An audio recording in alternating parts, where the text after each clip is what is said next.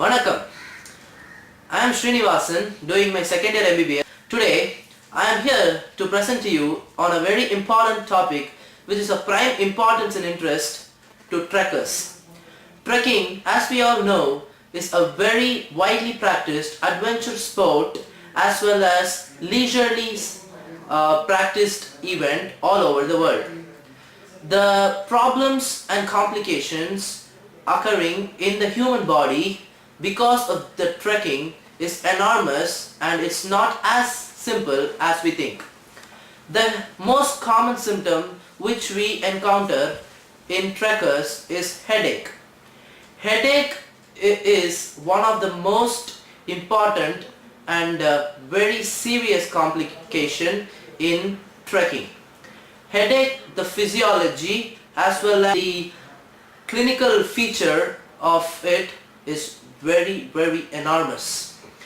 Headache is basically caused because during trekking a person travels from a plane, that is an altitude of 0 feet, to a very high level. As we all know that the atmospheric pressure of oxygen decreases as we move from a lower level to a higher level. Therefore, the body is deprived of oxygen.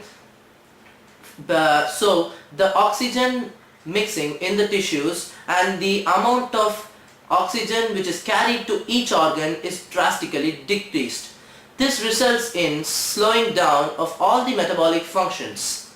So headache is of the basic cause is due to vasodilatation.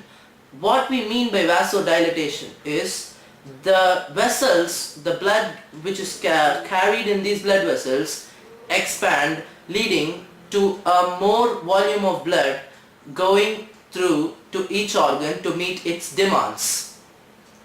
So this is brought about by the action on mechanoreceptors. Mechanoreceptors are certain receptors which is present in the body which detect the loss in oxygen to each organ.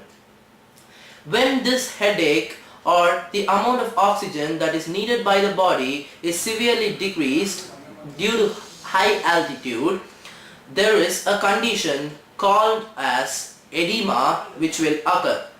Edema is one clinical term which is of prime importance when we talk about this topic. Edema is what is the fluid accumulation in between two living cells. There is always a space in between two living cells called as the interstitial space.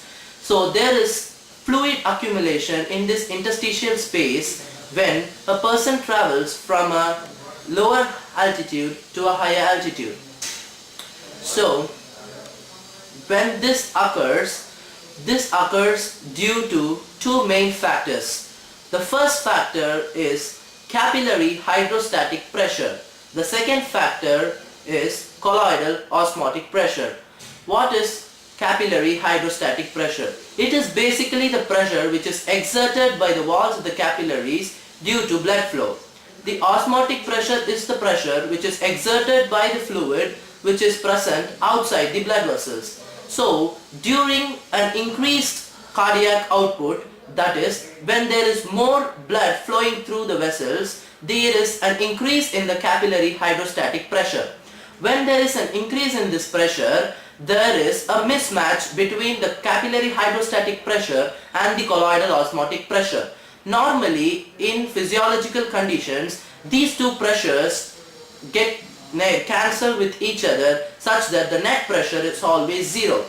So when there is a mismatch and there is an increase in the capillary hydrostatic pressure, there is movement of fluid from the blood vessel into the interstitial space. So due to this fluid accumulation, there is normally fluid which is clinically presented as a bulging, which is fluid accumulation. So when this fluid gets accumulated in the brain is the most vital organ for the whole bodily function. That is why we call it as the master of the body. After the fluid gets accumulated in the small interstitial spaces, there is occurrence of edema in the brain when the brain gets deprived of oxygen very much. So this edema occurs in the brain, causing a fluid accumulation in the whole intracranial space. Intracranial space is the space between the cranium, that is the skull, and the brain. So normally it is not filled with fluid. So there is always a space for the brain, the vessels to get into the brain and supply the brain. So when there is a fluid accumulation, the intracranial pressure increases, leading to severe compression of the blood vessels which are supplying the brain, resulting in decrease in blood flow to the brain. So that is what we call as the edema of the brain. This may lead to a lot of problems and result in high altitude induced brain encephalopathy. Thank you.